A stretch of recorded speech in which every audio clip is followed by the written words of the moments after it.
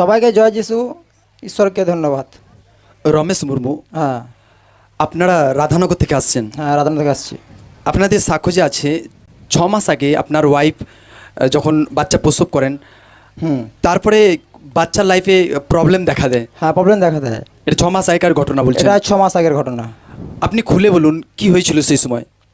সেই সময় যখন বাচ্চাটা হওয়ার পরে ওর মানে শ্বাসকষ্ট প্রবলেম ছিল, দিয়ে কাচের ঘরে তাকে ভর্তি করা হয়।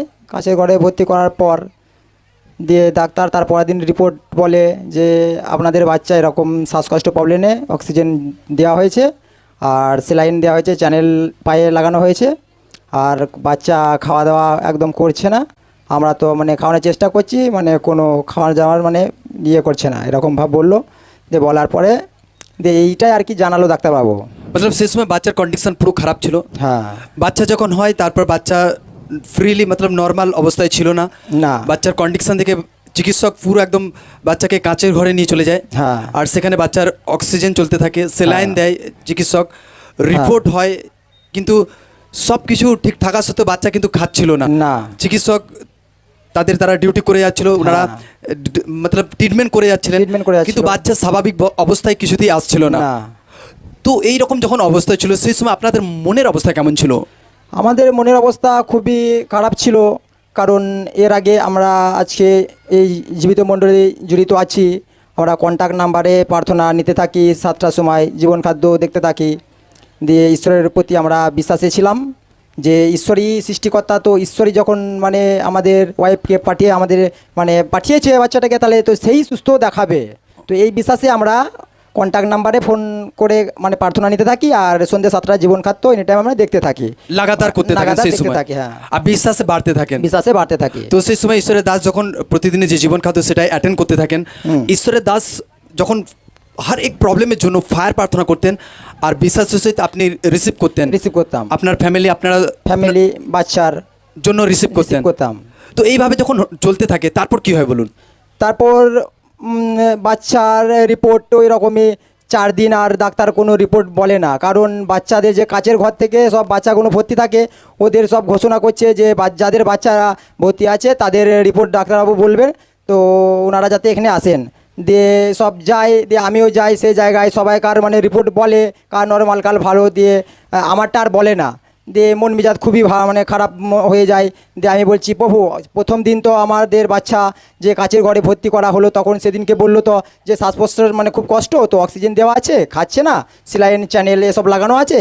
তো এই রিপোর্টই ডাক্তারবাবু যখন বললো, আমার তো 2-4 দিন হচ্ছে কোনো রিপোর্টই বলছে না, মানে নিজেদের মধ্যে একটা মানে ভয় আসছে। তাও আর একটা বিশ্বাসী ছিলাম যে যদি এটা জীবিত ঈশ্বর, যদি মোহন ঈশ্বর যদি জীবিত আছে, তো এটা অসম্ভবকে সম্ভব যখন করতে পারে, তো ইনিও করবেন, কারণ ওনার উপর আমাদের খুবই বিশ্বাস ছিল। মানে এই ভরসায় মানে আমরা ছিলাম, আর প্রার্থনা কন্ট্যাক্ট নাম্বার তো এসব নিতাম।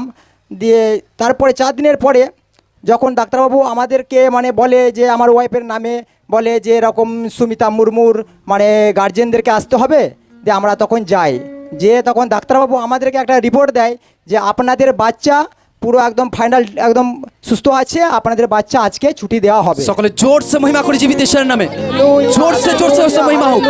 Hallelujah, hallelujah. সেই হাতকে উঠে আরেকজন জোরসে মহিমাকে করি, জোরসে। সকলে ফিরসে ধ্যান সহকারে শুনবো। এনার ওয়াইফ যখন প্রেগনেন্ট ছিলেন আর ওনার যখন প্রসবের টাইম হয়, 6 মাস আগেকার ঘটনা, যখন বাচ্চা প্রসব করেন উনি, আর তারপর থেকে কিন্তু বাচ্চার লাইফ পুরো খারাপ ছিল, মতলব বাচ্চার শ্বাসকষ্ট প্রবলেম ছিল। আর বাচ্চাকে সেই সময় যখন বাচ্চা প্রসব হয়, তারপরে বাচ্চাকে কাঁচের ঘরে রাখা হয়, অক্সিজেন দেওয়া হয়, স্যালাইন চলে। আর সেই সময় এনারা পুরো চিন্তিত ছিলেন, কারণ সবেমাত্র বাচ্চা একদম কচি বাচ্চা। তো এনারা সেই সময় চিন্তা করছিলেন যে কি হবে। তো ফিরসে সেই সময় কন্ডিশন বাচ্চার কিন্তু খুব একটা ভালো ছিল না। তো ওনারা যেহেতু প্রার্থনা আগে থেকে জুড়ে ছিলেন, প্রার্থনা করতে থাকেন, ঈশ্বরের কাছে প্রার্থনাকে রাখেন, আর ওই সময় এনারা কন্ট্যাক্ট নাম্বারে ফোনেও প্রার্থনা নিতে থাকেন। আর এইভাবে যখন চলতে থাকে, এনারা খেয়াল করেন যে না, আমাদেরকে প্রভুতে জুড়ে থাকা দরকার আছে কন্টিনিউ। এনারা 7টার সময় যে প্রতিদিনের জীবন খাদ্য হয় সে অনলাইনে জুড়ে থাকেন। ঈশ্বরের দাস যখন সেই সময় হর এক প্রবলেমের জন্য ফায়ার প্রার্থনা করতেন, আর এনাদের বাচ্চার জন্য বিশ্বাসের সহিত সেই ফায়ার প্রার্থনাকে রিসিভ করতে থাকেন। এইভাবে যখন চলতে থাকে 4 দিন পেরিয়ে যায়, সেই সময় 4 দিন পেরোবার পর সেই 4 দিনের মধ্যে কিন্তু এনাদের কোনো রিপোর্টই এনাদের আসছিল না, মতলব এনাদের বাচ্চার কোনো রিপোর্ট আসছিল না। তো এনারা সেই সময়ও চিন্তাতে ছিলেন। এনাদের একটা ভেদ ছিল যে না, জীবিত ঈশ্বর যদি আছে, তো যে জীবিত ঈশ্বর আমাদেরকে বেবি ব্লেসিং করেছে সেই ঈশ্বরই কিন্তু বেবিকে ঠিক রাখবে, ব্লেসড করবে, এরকম একটা বিশ্বাস এনারা ছিলেন। আর এইভাবে যখন চলতে থাকে 4 দিন যখন হয়, 4 দিনের পর চিকিৎসক এনাদেরকে রিপোর্ট দেয়। রিপোর্ট দিয়ে এনাদেরকে বলে যে আপনাদের বাচ্চা ফ্রি আছে, সুস্থ আছে, বাচ্চা পুরো নর্মাল আছে, এবং বাচ্চাকে তারা ছুটি দিয়ে দেয় এবং এখন এনারা পুরো ব্লেসড আছেন। মতলব বিশ্বাসে ছিলেন আর জীবিত ঈশ্বর আপনাদের জীবনে বিশ্বাসের প্রতিফলকে দিয়েছে। হ্যাঁ। বাচ্চা এখন ফ্রি আছে। বাচ্চা এখন অলরেডি ফ্রি আছে, 6 মাস পুরো ফ্রি। মানে ওই যে যেদিন ছুটি দিয়েছে সেই থেকে আর বাচ্চার কোনো ফল্ট দেখা দেয় না, কারণ সেই থেকেই মানে বাচ্চা আমাদের খুব অলরেডি পুরো সুস্থ হয়ে আছে, পুরো ফ্রি, একদম একদম সুস্থ। free। এখন খুশি আছেন আপনারা? এখন আমরা খুবই খুশি আছি, এখন বাচ্চা 6 মাস হয়ে গেছে, বাচ্চা পুরো ব্লেসড আছে। একদম ব্লেস আছে। সকলে আরেকটি বার হাতকে উঠিয়ে হালেলুয়া সে জোর সে মহিমাকে করি, হালেলুয়া, জোর সে মহিমা হোক। হালেলুয়া, হালেলুয়া সে সকলে হালেলুয়া। জোর সে। তো জীবিত ঈশ্বর আপনাদের বাচ্চাকে ব্লেসড করেছেন, আশীর্বাদ করেছেন। তো এই ব্লেসিং এর জন্য, এই আশীর্বাদের জন্য আপনারা লোকদের কি বলতে চান? এই আশীর্বাদের জন্য বলতে চাই যে এরকমই কোনো ফল যদি কারো হয়ে থাকে, যদি জীবিত ঈশ্বরকে চিনে থাকে, তো তার নামে বিশ্বাস করে রাখুক, মানে মহিমা করুক, মানে উনিও এরকম ফল সিরিয়াস পাবেন। কারণ কি প্রভু জীবিত ঈশ্বর, প্রভু মহান ঈশ্বর।